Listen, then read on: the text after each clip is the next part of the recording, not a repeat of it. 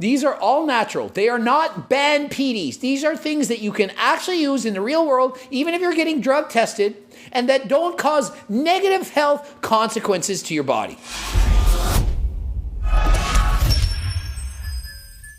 Coach Greg, and in today's video, we're going to be talking about how to optimize your testosterone.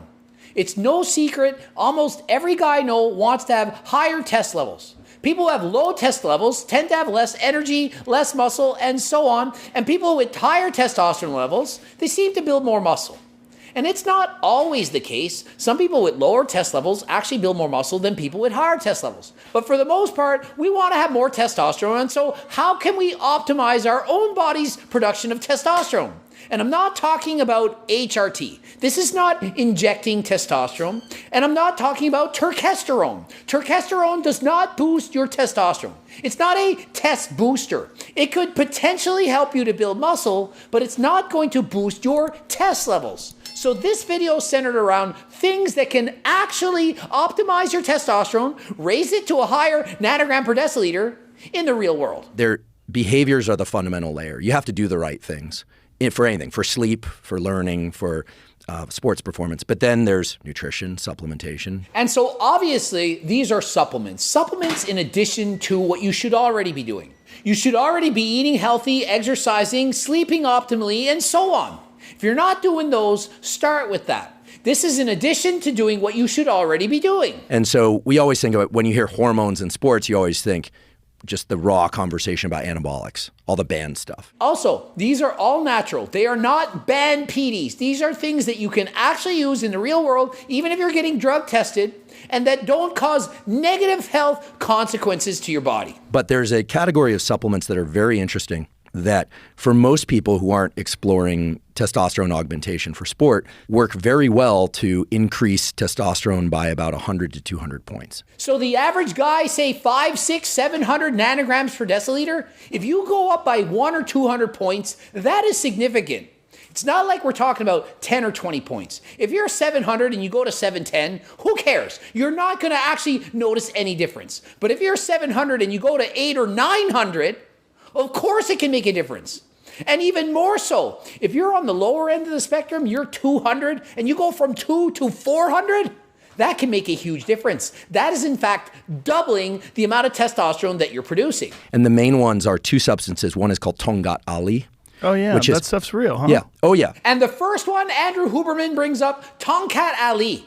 And as soon as Joe Rogan hears it, he's like, oh yeah, I know exactly what you're talking about. And so it's not some secret herb or compound that no one's ever heard of. Joe Rogan himself has heard of this. Tongkat Ali, about 400 milligrams per day, has the effect of raising free testosterone and overall testosterone by about 100 to 200 points. So imagine only having 200 nanograms per deciliter and suddenly having 400. That would make a huge difference.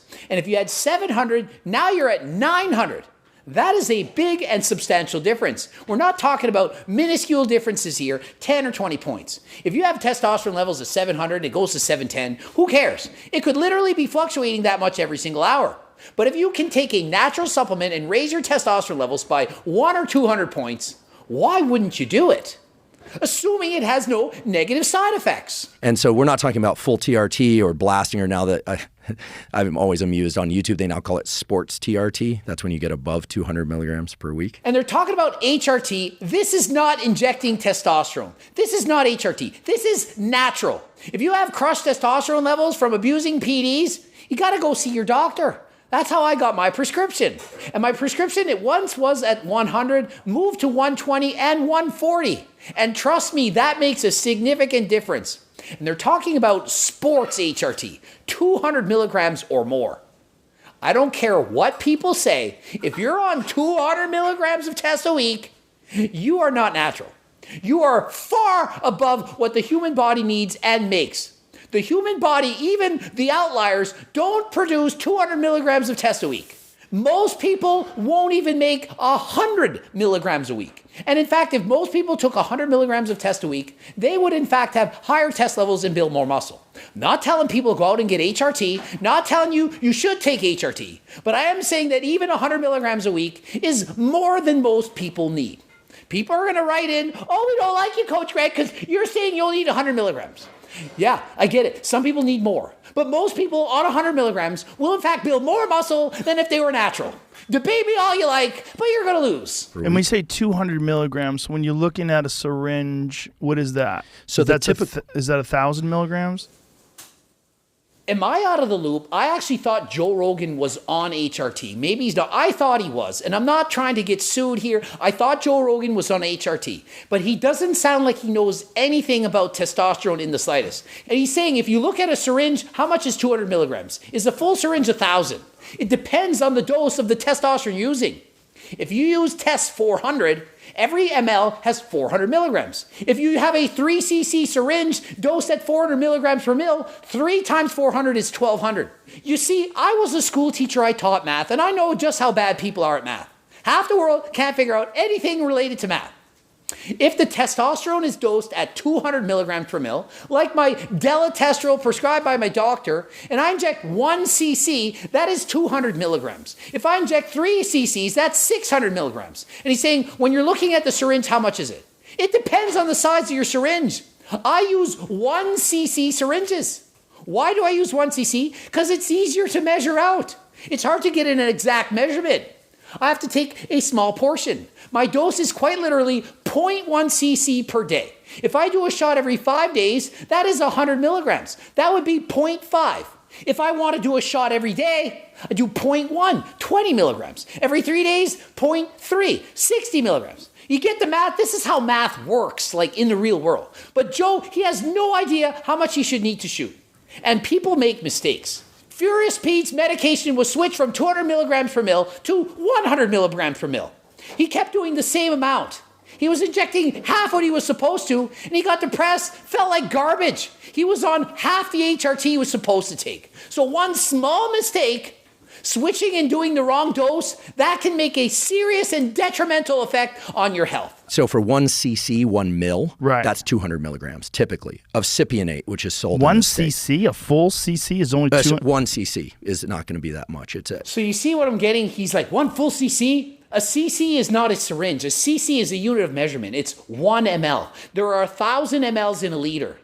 This is just basic math to me. For example, there's 28.35 grams in an ounce. If you don't know basic metric units and conversions, how can you do the math? If you have a 10 cc syringe, 10 times 200 milligrams per mil would be 2,000 milligrams. I've seen 60 cc syringes. Doesn't mean you're going to inject the full freaking syringe. Right, but if you have a syringe that goes up to 10, what is that? That's 10 cc's. That's a lot. That's 10 cc's. Yeah, that's 1,000. Joe is completely confused here. The more I'm listening to him repeating himself, he's like, oh, that would be 2 on that. It's like, no, 1 cc, no matter how big the syringe, is still going to be 200 milligrams if it's 200 milligrams per cc. You have a 10 cc and you need to inject 1 mil, you pull it to the 1 marker. Don't pull the entire 10 cc syringe or you're overdosing.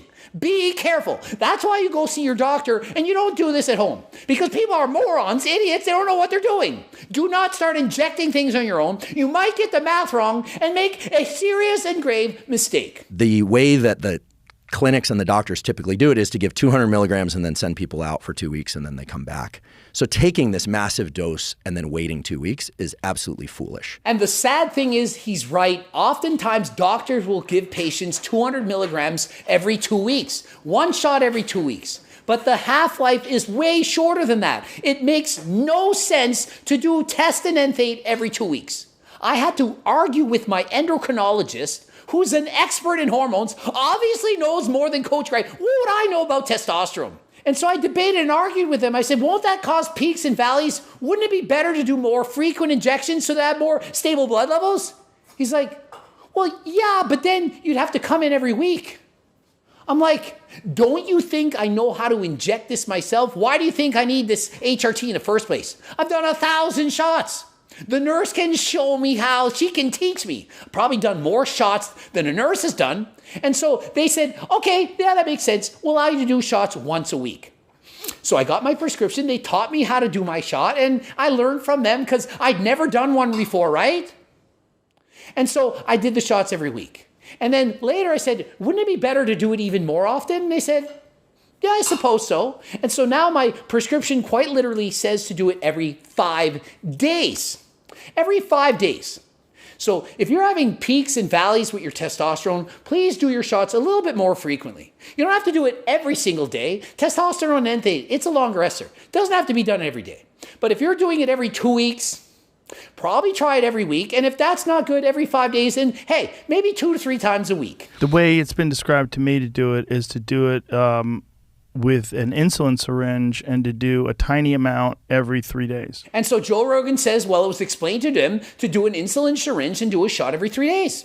Makes perfect sense. That is actually great advice. Fadogia agrestis mimics luteinizing hormone, which is the hormone that comes out of the hypothalamus that stimulates the testes if you got those and the ovaries if you've got those to make more testosterone or estrogen. And the other supplement, Fadogia agrestis, it allows your body to produce more testosterone by stimulating the luteinizing hormone, which causes you to make more testosterone. So if you combine Fadogia agrestis and Tongkat Ali together, you can possibly up your testosterone by 1 to 200 points. Fadogia is usually taken at about 600 milligrams, right? Most people are going to see about a 300 to 400 point increase. And if you add the two together, the synergistic effect, the compounding effect, upping your testosterone levels by 1 to 200, both of them together, 2 to 400.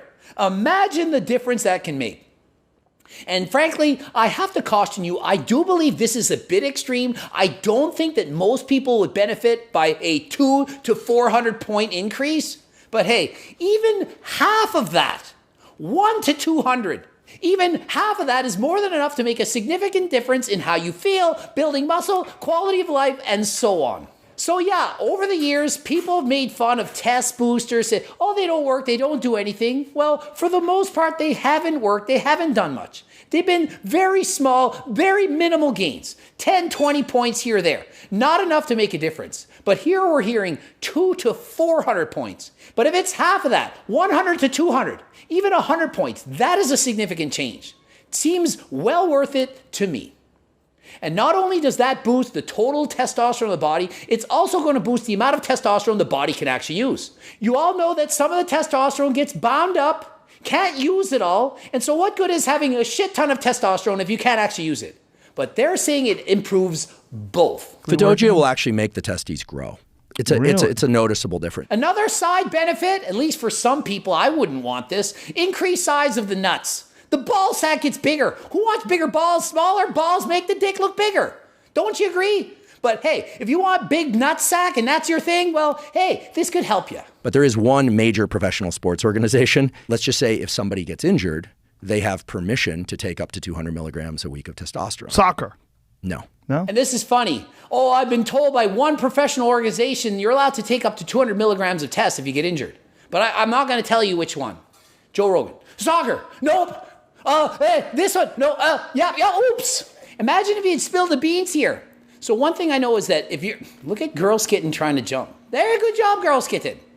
So one thing I know is if you don't want to answer questions, you don't want to admit something, don't start saying no, because when you stop saying no, they're going to know it's a yes. Was it soccer, baseball, basketball, NFL? Nope. Was it golf? Would make it pretty obvious what it was now, wouldn't it? You look at a young male in puberty, it's a protein synthesis machine. Yeah. They eat, and they just grow and grow and grow, and they're putting on muscles and they're lean and, you know. And Andrew points out when you're going through puberty, you're a teenager, you have extra testosterone. There is no need to take supplements at this point. So if you're a teenager watching this, don't buy terkesterone. You don't need it. You don't even need creatine. You don't need pre-workout. You don't need any of it. You are going to build muscle automatically just by your own account. You have extra testosterone surging through your veins. You have newbie gains to make. So why add supplements at this point? You don't need them. So all you young people, don't be buying supplements. You don't need them. If you ever need them, wait till you're older. Testosterone has some very interesting effects on the brain. The major mental effect of testosterone is it makes effort feel good. And one of the side benefits of having extra testosterone, I'm not talking about a side chick, side benefits of having higher testosterone levels is hard work, effort, exercise feels better.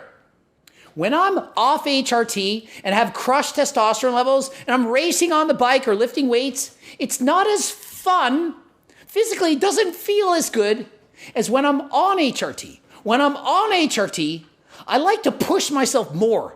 Like it. It drives me. I'm actually having fun suffering. I'm thinking, yeah, let's race up this hill. Let's go harder. Sprint faster. I want the challenge. When you have higher testosterone levels, you just want to do things at a greater capacity. So if you boost your testosterone levels naturally by 100, 200, or 400 points, you may in fact have a side benefit, not a side chick, side benefit of working harder and enjoying that work, enjoying that effort. And if you train harder than last time, you work harder than last time, don't you think you're going to get more out of this world? Effort and leaning into pain and challenge actually has the effect of making the body feel soothed and good. It's a drive. So it's actually a drive. It's actually a thing. It's not made up. I didn't just feel this way. There's actually a biological reason for this. When you have increased testosterone levels, like when you go through puberty, it's easier to train hard. So for some people, perhaps they have higher testosterone levels, and you wonder why they can push themselves harder than other people. Maybe it's biologically ingrained in them. They have higher testosterone levels. They want to train harder. You want to train harder, chances are you're going to get better gains. Look around the gym. Most people training like pussies, training half-ass, going through the motions. Some people pushing hard. Who do you think in the end most likely is going to get the best gains? The ones training half-ass or the ones training harder than last time? And so if you have higher testosterone levels and it feels better to push harder, who do you think's building more muscle? The ones with higher testosterone levels. When people are testosterone depleted, they feel depressed. And when people have a surge of testosterone, they feel relief and anxiety. And so if you're a teenager and you're an idiot and you start taking banned PDs, boost your testosterone levels, of course you're going to train harder, get more muscle. But what happens when you stop? When your testosterone levels are crushed? When you get off that SARM cycle? And you have lower test levels, are you going to want to go to the gym and push hard? Of course not. So my advice, stay natural. When you get older, if you need to, you can take natural test boosting supplements that actually do work. If you've abused PEDs or are abusing them now, do your best to stop that. Go see your doctor. Try to do things the natural way. If you do make that decision to take PEDs, then do so with the advice of your doctor. Ending it here. GregDoucette.com for coaching. Greg Doucette IP Pro. Please watch the bloops and harder than last time supplements, including testosterone. Be on the lookout for new supplements, cookbooks, training books, coaching plans by me and my team. And until next time, I am out.